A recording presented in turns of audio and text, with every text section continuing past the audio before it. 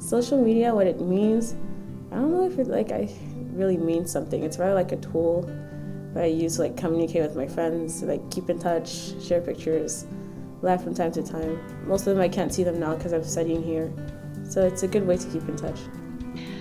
Something like tools to communicate with other friends and show myself through the internet. Social media means a lot to me. It's not only a tool to connect with my family and my friends. It's also an important tool for me to get information because I don't have a TV, I don't watch TV, so I get a lot of information such as what the latest fashion trend, what happened recently in the world. So I get this information from social media.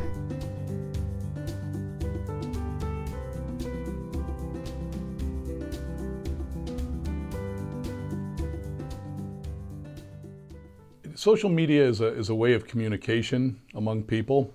Now for myself, from my limited experience, I also consider email in some cases to be social media because I use it for social purposes as well as business purposes. But probably the most prevalent social media that I use right now is Facebook.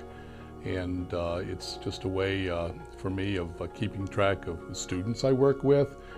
When I say keeping track, I mean just keeping in touch. And more importantly to me, the reason I started using Facebook was to keep in touch with family, because I have family that live in different parts of the United States and different parts of the world. My son living in Australia right now being the farthest away, and it's so easy with Facebook to send messages and comments and photos and so on. Social media for me is very connected with my friends, mostly back at home, because you lose the contact by phone or anything like that, so that's the way you contact them, because it's not applicable for us to use emails or anything like that because we just don't use it. Easy way to connect to more than one person at a time,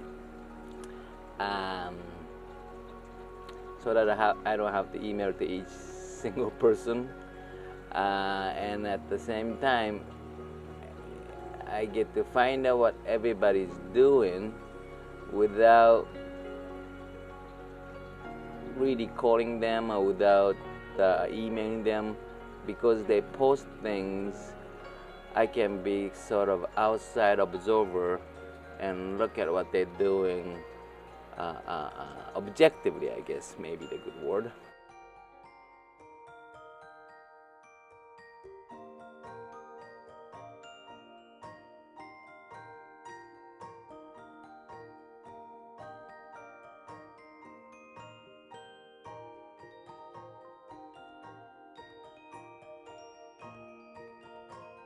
So my best social media site is Facebook, and I'm really addicted to Facebook all the time.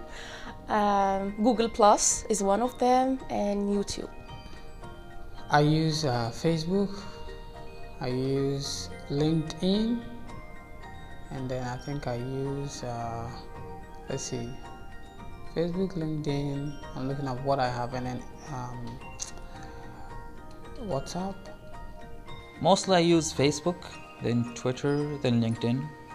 Facebook for discussions, Twitter also for discussion, for or minimum discussions, and LinkedIn is for my professional network.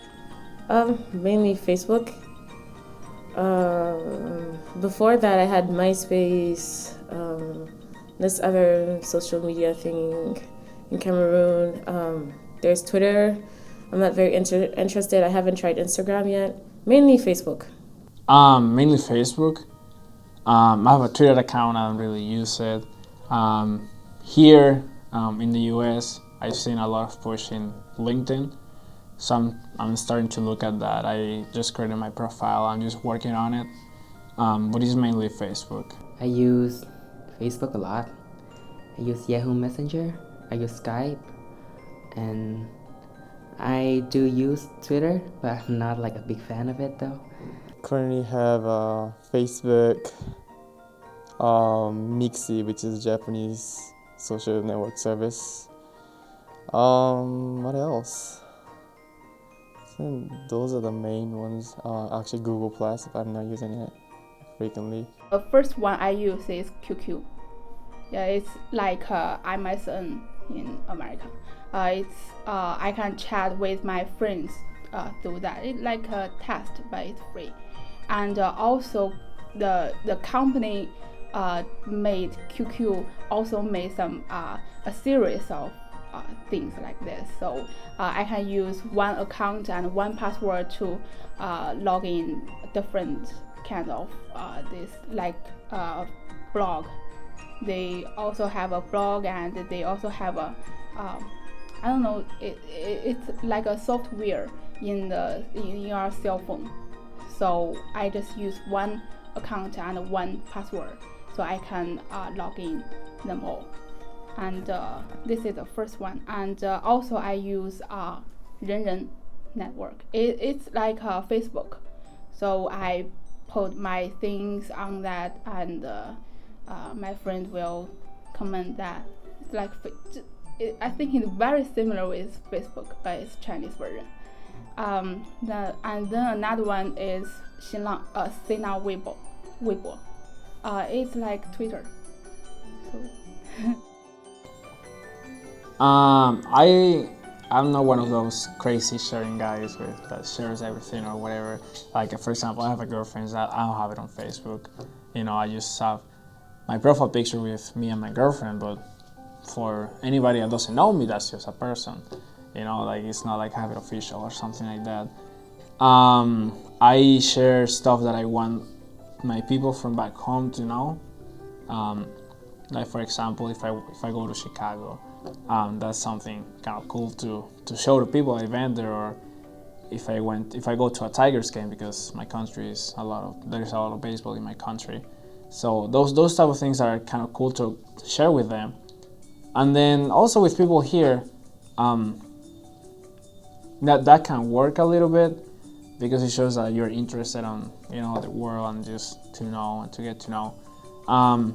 But mainly that, I don't really share like my phone numbers or email addresses, or, you know, like what I ate today or something like that. I'm not into that. I want to keep my life kind of private. Some story about my life, like when the snow pours, I take a picture of the snowman which I made, and I upload the picture to show my friends that I made it. And something like funny things, like intercultural night, I posted like to my friends that I do the Gangnam Style in intercultural night, and I think it's fun to look the comments that my friends made it through my picture.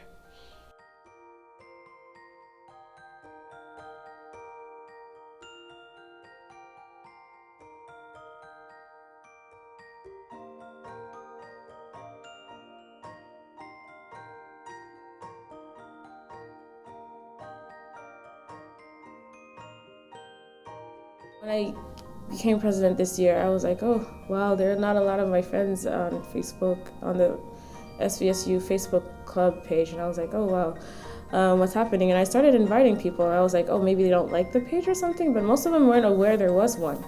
And like, it had a pretty positive response. Like, people like come to the page and ask questions and all that stuff.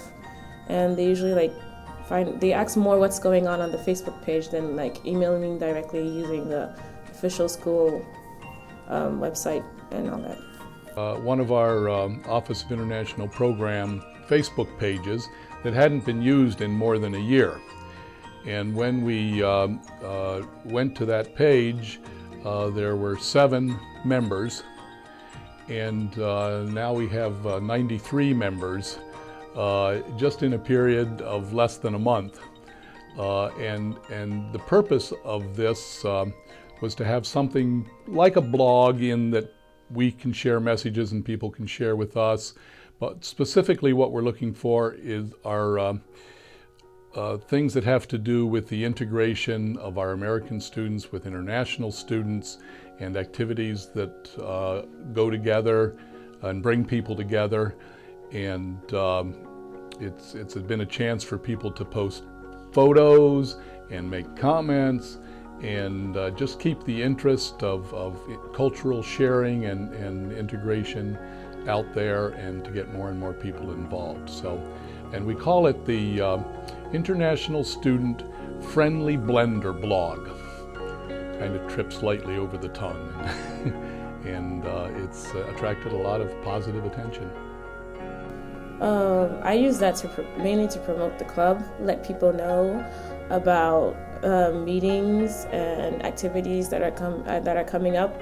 Because we also send emails on VSpace, using VSpace, but not everyone reads their emails. But most people are usually on Facebook, and they respond more to Facebook than to VSpace and Vmail and the school stuff. I mean, like, it's like somehow, like on Facebook, it makes it sound more fun.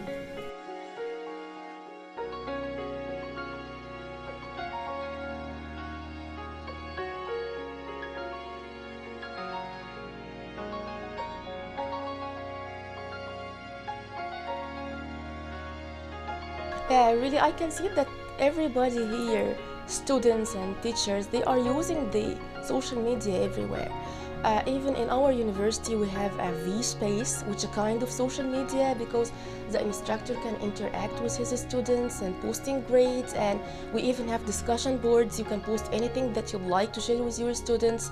So it's much easier when you have a social media site that is available in your university and where you're teaching.